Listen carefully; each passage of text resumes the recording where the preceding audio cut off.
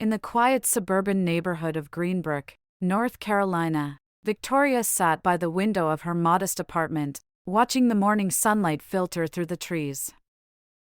Today was her birthday, a day she shared with her twin sister, Vanessa.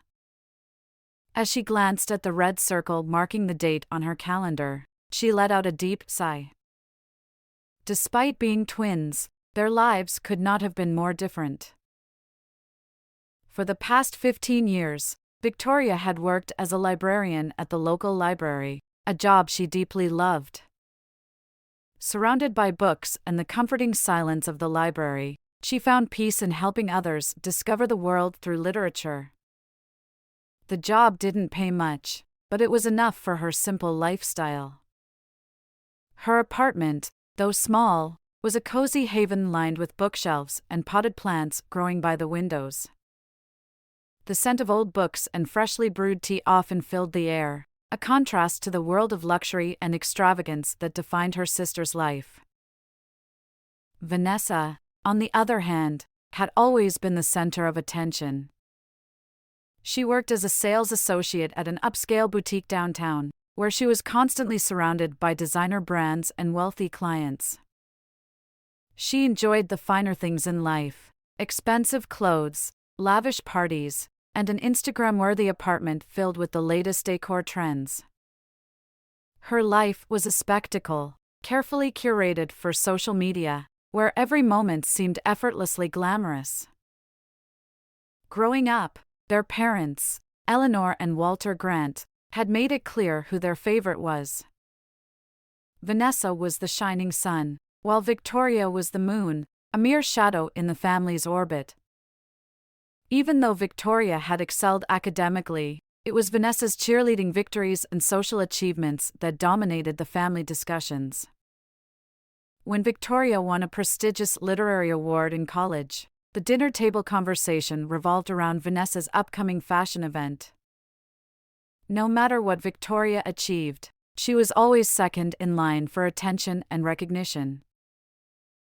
Birthdays had always been a painful reminder of this disparity. While Vanessa received designer handbags, fine jewelry, and extravagant gifts, Victoria's presents were often practical or secondhand. "You like simple things, don't you?" her mother would say dismissively, as if investing in Victoria's happiness was a waste. This favoritism extended beyond gifts. Family photos always placed Vanessa in the center, with Victoria lingering at the edges. The only person who had ever truly seen Victoria's worth was her grandmother, Dorothy. Unlike the rest of the family, Dorothy had cherished Victoria's love for books and intellect, often reminding her, "The time will come when your true worth is recognized." Those words had been a source of comfort over the years, a quiet reassurance that perhaps one day, things would change. Before her passing 5 years ago, Dorothy had left Victoria with a small wooden box, whispering, "Open this when the right time comes. Your heart will tell you when."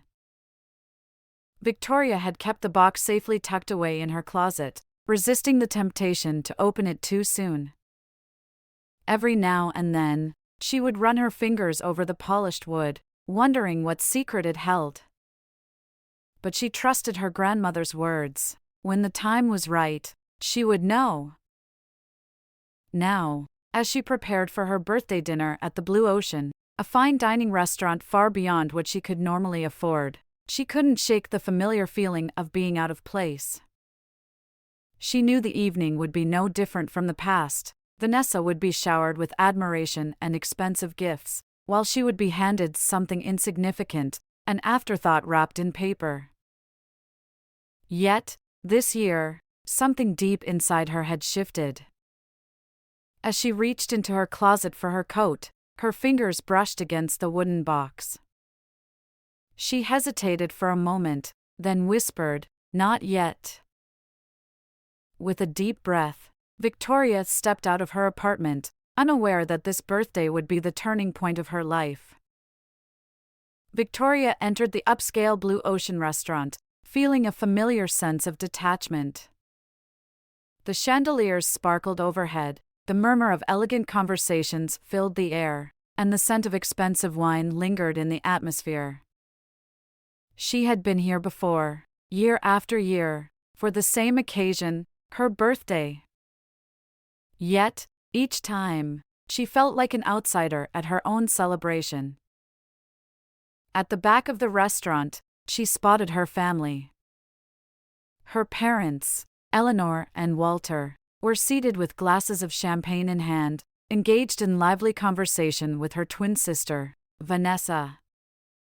Vanessa, draped in a shimmering gold dress, exuded confidence and elegance. A brand-new designer necklace rested at her collarbone, gleaming under the soft restaurant lights.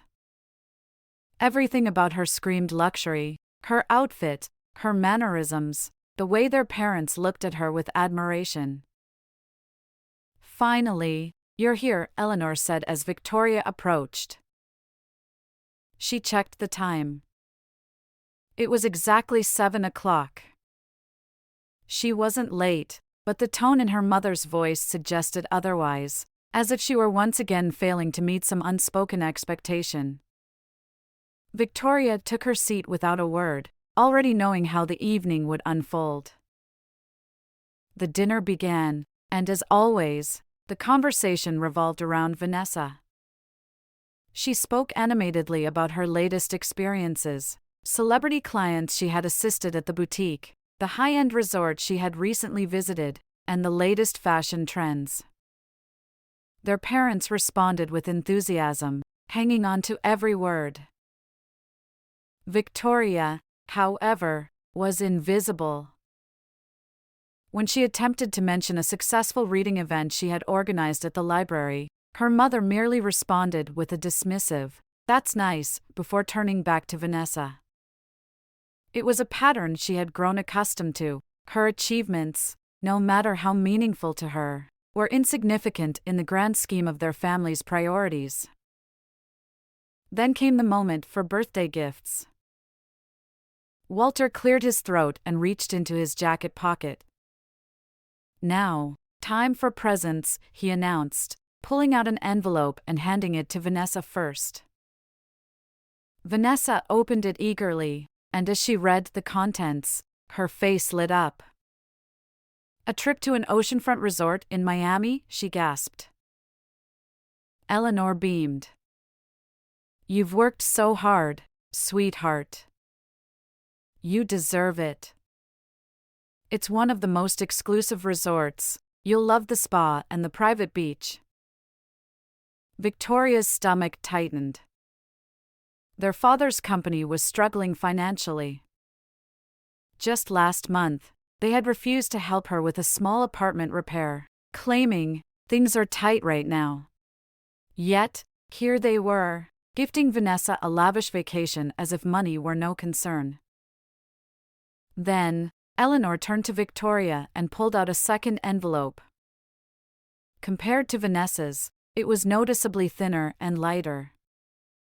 She handed it over with an exaggerated smile.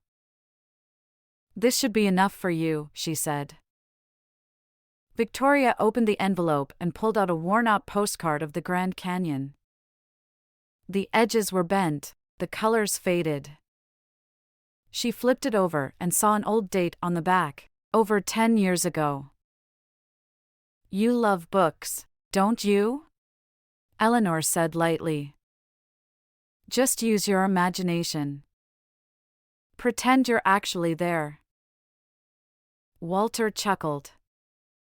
"You always travel through books anyway, don't you? This should be perfect for you." The realization hit her with a force she hadn't expected. They hadn't even bothered to buy her something new. The moment was so absurd that even a passing waiter, clearing the plates, furrowed his brows at the scene. Vanessa smirked. "Wait, isn't that the postcard I got when I was a teenager? I was going to throw it away since I didn't need it anymore. But now it's become a present for Victoria." She giggled, tilting her head. "Well, why don't you enjoy the feeling of traveling with that postcard?" Seeing the real thing wouldn't suit you anyway. Victoria gripped the postcard, her fingers tightening around its edges. For 37 years, she had endured this, being overlooked, being treated as second best, being reminded that she was never quite enough. But this time, something inside her shifted. She lifted her head and smiled, a quiet, knowing smile. "Thank you," she said, her voice calm. Her mother raised an eyebrow. "What's this? You're suddenly being polite?" "I just realized something." Victoria placed the postcard back into the envelope and tucked it into her bag. Then, she reached inside and pulled out a small wooden box. The air at the table changed. Vanessa narrowed her eyes. "What's that?" Victoria placed the box on the table with a quiet thud. "A birthday present," she said. "But this one isn't from me. It's from Grandmother Dorothy." Her parents exchanged glances. "Dorothy?" Eleanor said, disinterested. "What about her?" "She left this for me before she passed away," Victoria said evenly. "She told me to open it when the time was right." Walter frowned. "And you're opening it now?" Victoria nodded. "Yes." A flicker of curiosity crossed their faces. They likely assumed the box contained sentimental trinkets, a few old letters, a modest piece of jewelry, perhaps even a small savings passbook. Nothing particularly remarkable. But as Victoria slowly lifted the lid, they had no idea that everything in their world was about to change. As Victoria sat in the restaurant, the old Grand Canyon postcard still resting in her lap, she felt something shift inside her. For years, she had endured the silent dismissals, the casual neglect, the constant reminders that in her family, she was always second best. But tonight, something was different. Tonight, she had something that belonged solely to her, something that, for once, would not be overshadowed by Vanessa. She reached into her handbag and carefully pulled out a small wooden box. The moment she placed it on the table, the air changed. Her parents and Vanessa, who had been so dismissive just moments ago, now looked at the box with mild curiosity. "What's that?" Vanessa asked, tilting her head. Victoria traced her fingers over the smooth, polished wood. "This," she said, "is what Grandmother Dorothy left me before she passed away." Eleanor scoffed. "Dorothy? That old woman barely had anything of value. What could she have possibly left you?" Victoria ignored the sharpness in her mother's tone. Instead, she took a steady breath and continued. "She told me to open it when the time was right. And tonight, on our birthday, I finally feel like it's time." Her family's expressions ranged from indifferent to mildly interested. To them, the box probably contained nothing more than a few sentimental letters or old trinkets. Perhaps an outdated piece of jewelry, something with no real worth. Vanessa rolled her eyes. "So dramatic," she muttered under her breath. Ignoring her, Victoria carefully lifted the lid. Inside the box was a small brass key and a yellowed envelope. The soft restaurant lighting reflected off the key's worn surface. Victoria reached for the envelope, her heartbeat quickening as she recognized the familiar handwriting on it, her grandmother's. She unfolded the letter and began reading aloud. "Dear Victoria, if you are reading this, it means I am no longer in this world, and you have arrived at a crossroads in your life. You have always been strong, even when no one saw it. But the time has come for you to understand the truth. True wealth lies within the heart. But sometimes, external wealth is necessary, especially when it is used for the right purpose. This key will open the door to your future. Only you will know how to use it. Victoria's voice trembled slightly as she finished reading. She looked up at her parents, who now seemed slightly more engaged. "What kind of key is it?" Vanessa asked, leaning forward, her interest suddenly piqued. Victoria turned the small brass key in her fingers. She had never dared to use it before. But she knew, instinctively, where it belonged. "I want to show you something," she said, her voice calm but firm. "Come to my apartment with me." Walter frowned. "It's late. Can't this wait until tomorrow?" "No," Victoria replied. "Tonight is best." There was something in her tone that made them agree, though they did so reluctantly. Perhaps they assumed Dorothy had left her something valuable after all. Something worth their attention. It had been years since her parents or Vanessa had stepped foot in her apartment. As they entered the small but cozy space, they looked around awkwardly, taking in the countless bookshelves and the warm, lived-in atmosphere. "Sit down," Victoria said, walking toward the corner of the room. She knelt on the floor, her fingers feeling along the wooden panels until she found a hidden compartment beneath the floorboards. With a quiet click, the board lifted, revealing a small safe. Her family watched in stunned silence. "What the hell is that?" Vanessa whispered. Victoria didn't answer. Instead, she took the brass key and inserted it into the safe's lock. It clicked open. Inside was an old leather binder and another sealed envelope, this one bearing an official seal. Her hands trembled slightly as she lifted the binder and turned the pages. Inside, dozens of old lottery tickets were neatly arranged, all bearing the same set of numbers. Walter let out a disbelieving laugh. "Lottery tickets? Dorothy was a gambler?" "No," Victoria said, shaking her head. "She left me specific instructions. She told me to use this combination of numbers and buy a ticket every single week."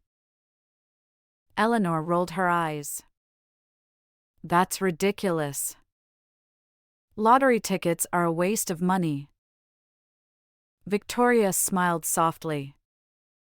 She already knew what came next. She reached for the sealed envelope and slowly opened it. "As always, I bought a ticket last week," she said, carefully pulling out the paper inside. "And as always, I checked the results." She turned the documents so they could all see.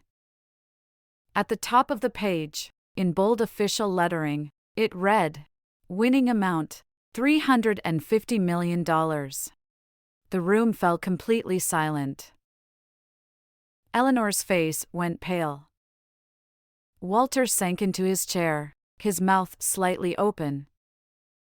Vanessa's eyes widened, and for the first time in her life, she was utterly speechless.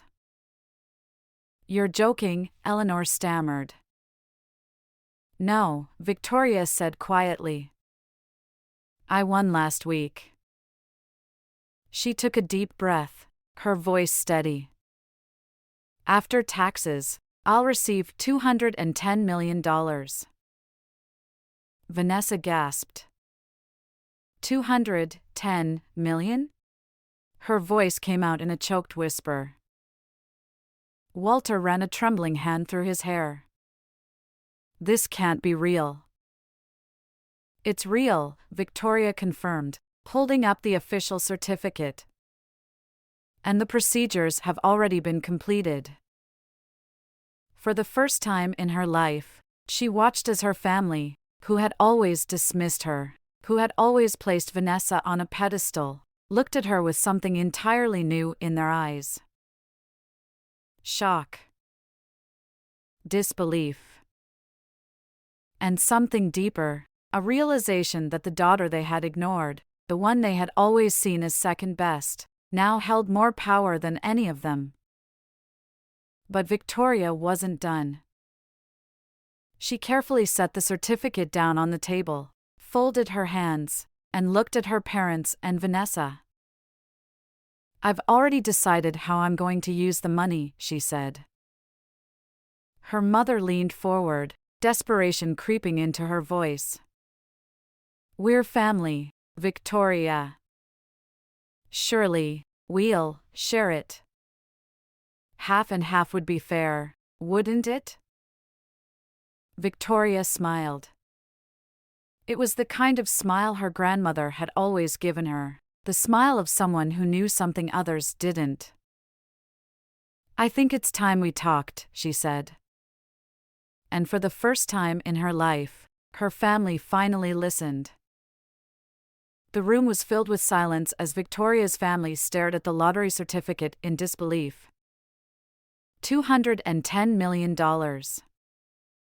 It was a number none of them could have imagined belonging to Victoria, the daughter they had always overlooked.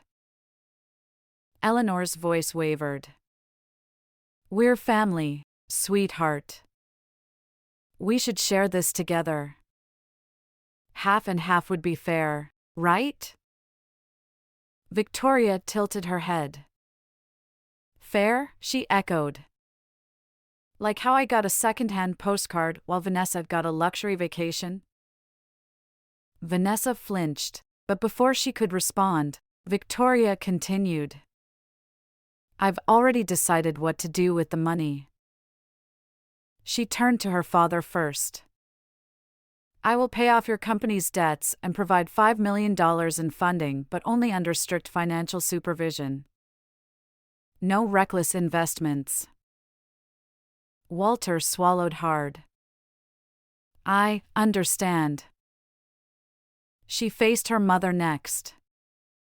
"For you and Dad, I'll set up a retirement fund to cover your mortgage, medical expenses, and pension. But, like Dad's business, it will be managed to prevent waste." Eleanor's face twitched slightly, but she said nothing. Then came Vanessa. "I will pay off your debts," Victoria said simply. Vanessa's eyes lit up until Victoria added, "But there are conditions." Vanessa stiffened. "What conditions?" "You must take financial counseling," Victoria stated. "And donate a portion of your salary to charity every month." Vanessa scoffed. "Charity? Why should I?" "Because you need to learn what it's like to give instead of take." Vanessa clenched her jaw, but Victoria remained firm. "If you refuse, you get nothing." Eleanor's voice trembled. "Are you punishing us?" Victoria's expression softened, but her eyes held a quiet strength. "No," she said. "I wanted love from this family, but I've accepted I'll never get it the way I hoped. So, instead, I'm using this money to build something meaningful." She placed a document on the table. "I'm creating a foundation, one that supports underprivileged children and abuse survivors. Most of my wealth will go there." Her mother gasped. "You're giving it away?" "I'm using it to help those who were never given a chance like me." Walter ran a hand through his hair. "You're incredible," he murmured, for the first time truly seeing his daughter. Vanessa looked at Victoria, not with jealousy but something close to respect. Victoria stood. This is final. The legal work is done. Clive, her lawyer, confirmed, everything is signed. It cannot be changed. Eleanor let out a shaky breath. Walter sat in stunned silence. Vanessa lowered her head, conflicted. Victoria exhaled, feeling lighter than she ever had. For the first time, she said, I'm choosing my own path. And I have no regrets. And for the first time in her life, she was truly free. 1 week had passed since Victoria revealed the truth about her lottery win, and now she sat in her apartment, preparing for the most important meeting of her life. Unlike the past, where she was treated as insignificant in her family, today she was in control. Across the table sat her parents, Eleanor and Walter, and her twin sister, Vanessa. Their once proud expressions had faded, replaced with uncertainty.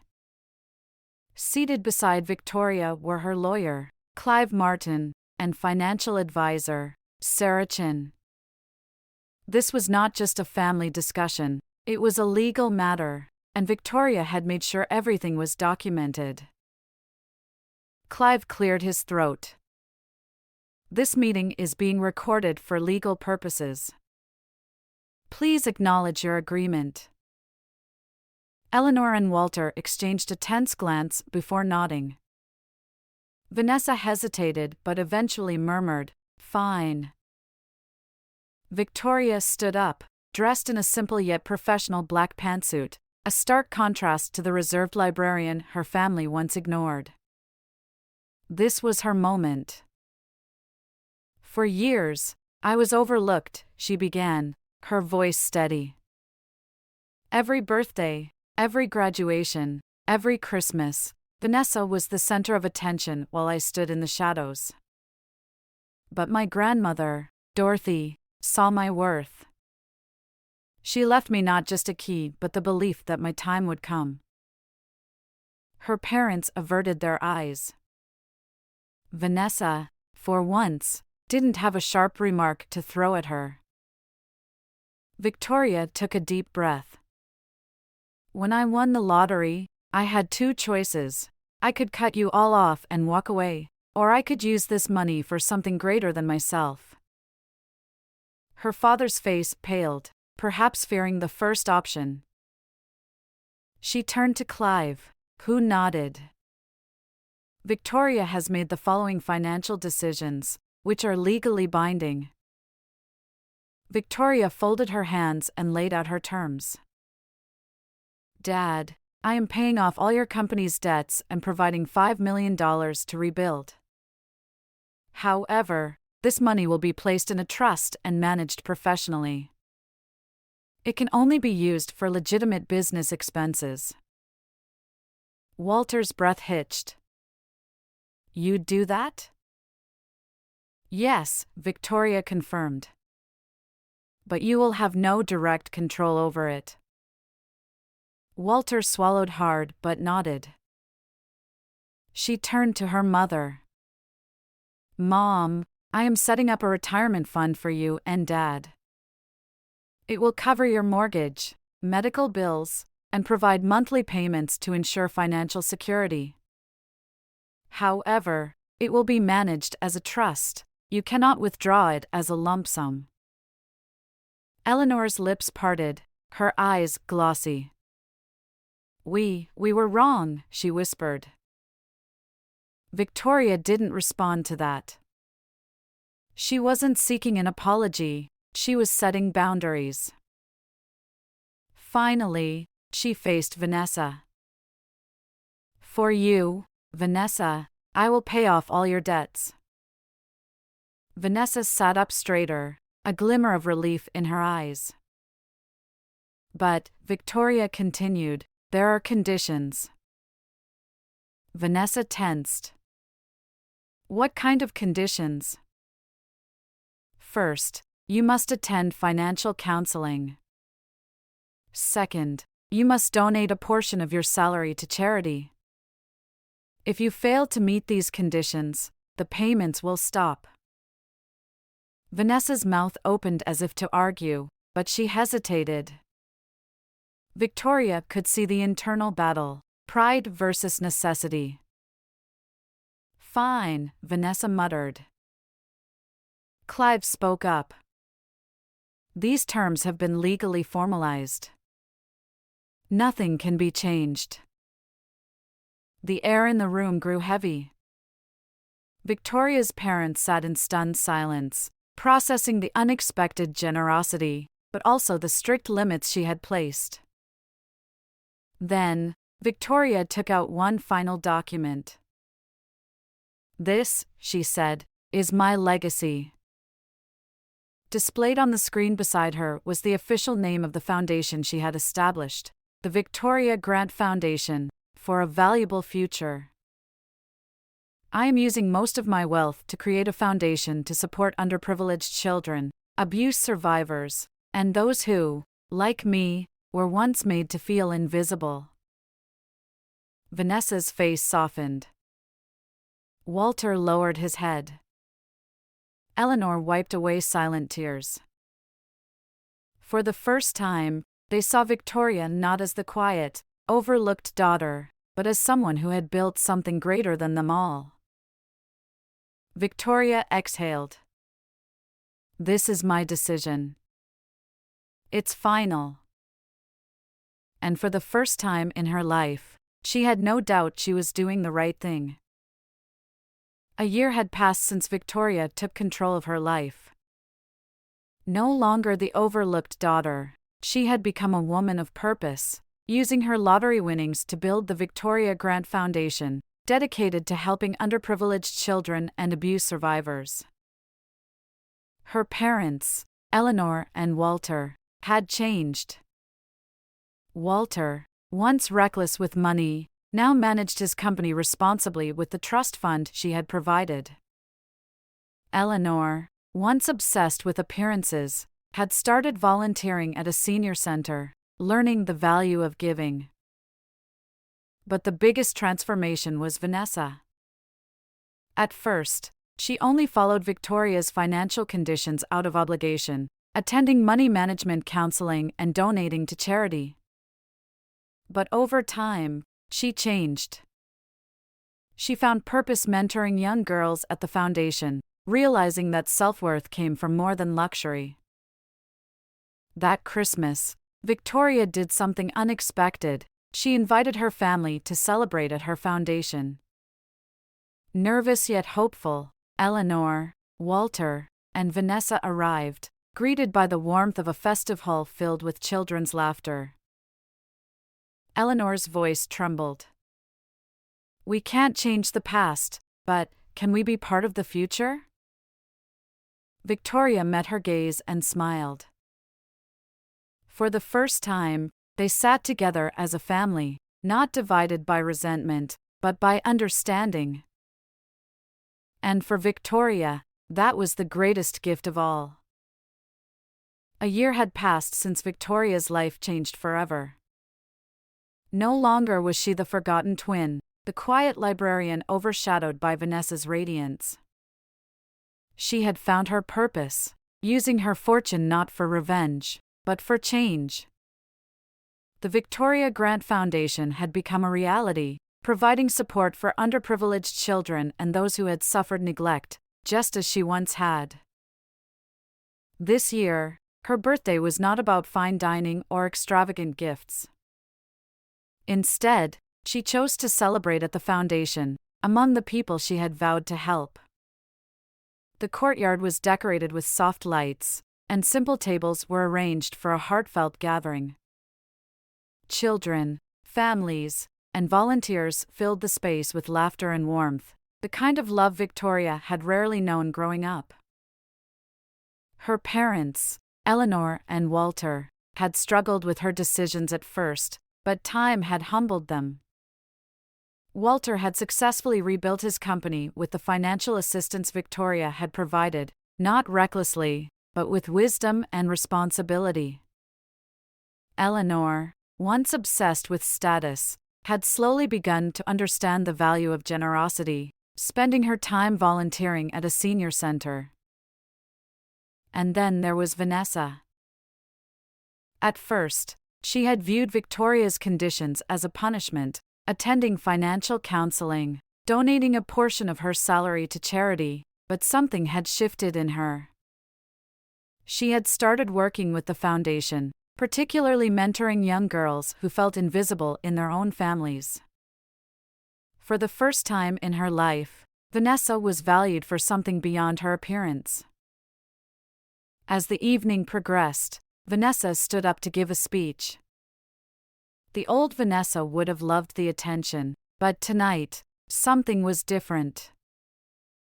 She took a deep breath.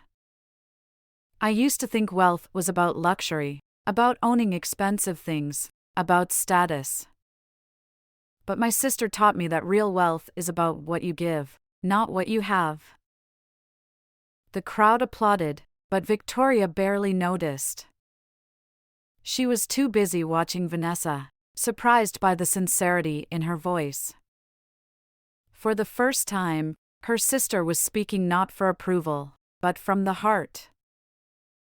Later that night, when the guests had left and the lights had dimmed, Victoria retreated to her office. She picked up a small framed photo of grandmother Dorothy, the woman who had seen her worth long before anyone else had. I understand now, grandmother, she whispered, her fingers tracing the edges of the frame. True wealth isn't about money. It's about purpose. It's about love. Outside, the sound of laughter echoed under the night sky. The girl who had once been ignored, dismissed, given nothing but a second-hand postcard for her birthday, was now a beacon of hope for others. She had once been called the moon, always in Vanessa's shadow. But tonight, she was shining with her own light.